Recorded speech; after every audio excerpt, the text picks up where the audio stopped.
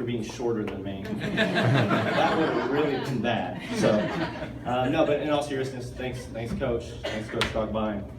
It's an honor to be here today and be inducted into the Hall of Fame. I put everything I had into this for 4 years, so it's awesome. Really, I just want to use this platform to thank a bunch of people. Can't get here without good support behind you. Getting choked up with my parents. Y'all are awesome. I mean, I've got one brother, my sister's missing, my other brother's here. 4 of us, none of which played the same sports. So if you can imagine this, I mean, it would be going from practice to practice to practice to practice while we were all in different locations. Heck, in Lubbock, where I grew up, I even outran a tornado leaving a practice once. So, but no, just thank you guys for all the sacrifices. I know my brothers appreciate it, my sister who couldn't be here today. I know that she appreciates it, and I just want to say thank you guys from the bottom of my heart. My wife's here today. She was a fan at the time. She didn't go to the university, but she was my sister's best friend, so I picked her off later in life. But no, but she's a wonderful mother to our daughter, and as Javier, who's from the paper, I believe, here was interviewing us earlier, he reminded me how old I am. So he said, "Oh, 2004, that's a long time ago." Appreciate it. No, thanks, Mallory.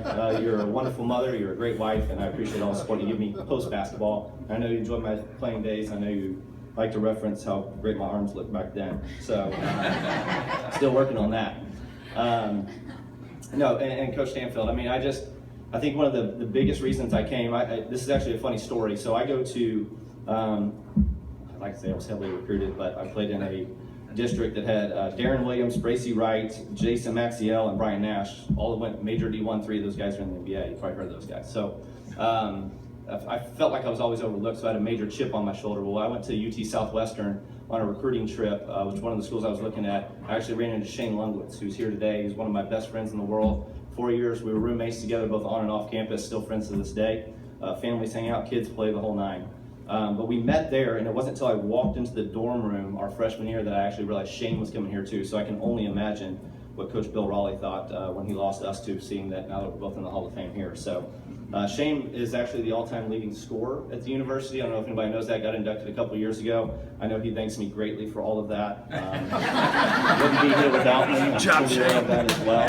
So, and then I also had the pleasure of playing with George Schneller, who was the other one that Coach referenced. And George, I mean, he really was like, I would say Shane on steroids, but if you've ever seen Shane, he's not maybe on steroids. I had the pleasure of playing with George Schneller, and then also Coach Samples, who's here today. And Jared really did take me under his wing when I was a freshman.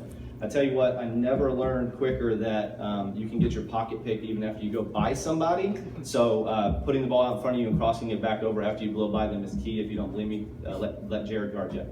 He may not stay in front of you, but he'll take your cookies. I promise you that much. So, no, but Jared really was, I mean, he's a great mentor. I mean, he really taught me the difference between high school basketball and college basketball. It's a different mentality. It's a different level of skill set. I thought Tom said it well, that just because you're Division III doesn't make it any different. We played Rice. I've seen 5 Division I guys stand on a court and try to figure out how to guard Shane Lungwitz. If Shane stood up, you'd realize he doesn't look like the greatest athlete in the world. He scored 43 points against Rice. We were down 15-0 to start the game. We lost by 15, and they never took their starters out. So my point is, Division III players can compete with anybody.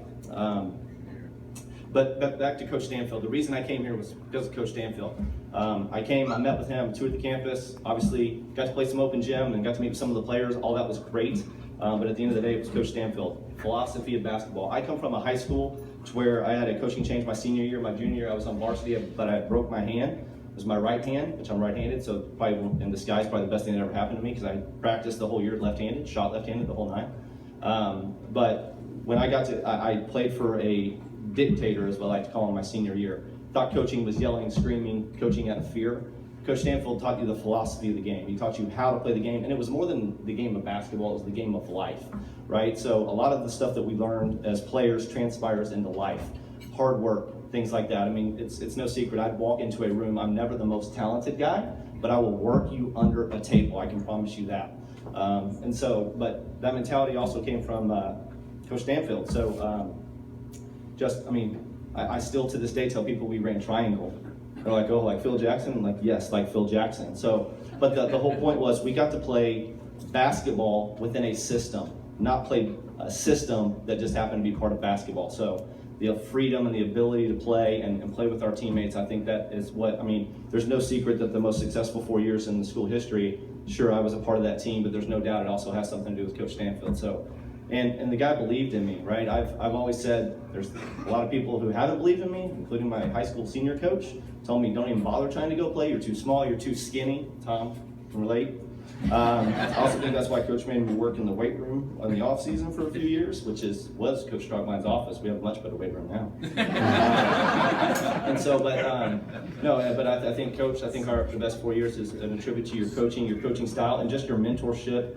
And you taught us more than basketball, you taught us life. So I greatly appreciate everything you did for us there. Coach Strogmein was right there. I remember, I'll never forget, to this day, we're in open gym, and I don't want to remember the song that was being played as we asked to tap into the speakers in the system. Nobody was around. But I just remember the things you take for granted, and one of the times Coach Strogmein came down, and the thing I always liked about Coach Strogmein is you knew where you stood with him, right? You knew he was honest, he was going to tell you exactly what the right thing to do was at all times, and there was a song that was on that definitely wasn't the right song, and Coach Strogmein made sure to let us know, and I remember to this day that I still haven't listened to that song.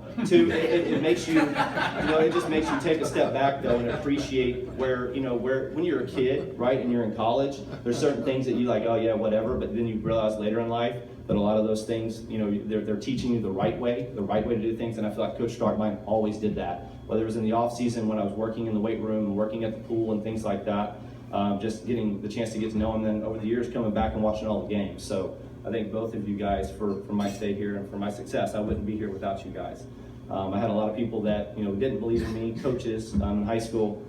I always believed in myself. I don't think that was any secret. I was always confident, but it makes it a lot better when people believe in you, and I feel like Coach Stanfield always believed in me, which is a big testament to my success. So. And confidence. Yeah, confident. Not to be confused with cockiness, right, Coach? I'm also glad that Coach didn't mention, and I'm glad they don't track this, I'm pretty sure I lead the school in technical fouls. But I don't see that anywhere on here. Yeah, I always felt like we were getting cheated, it was never the wrong message. Oddly enough, we played a couple Bible colleges in college, and those were the ones who always started fights. Oddly enough, right? So, but they learned what a Catholic university is all about, right? So we had that going for us. I do want to thank Coach Samples.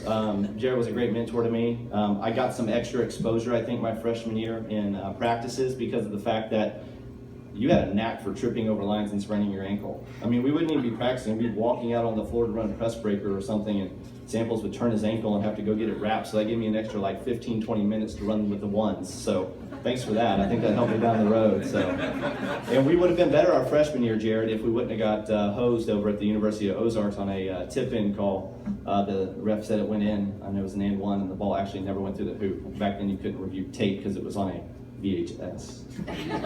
Again, my age, I guess. Thanks, Coach. And for the current player, I know the current players are here today. You have an unbelievable coach. The guy knows what he's talking about.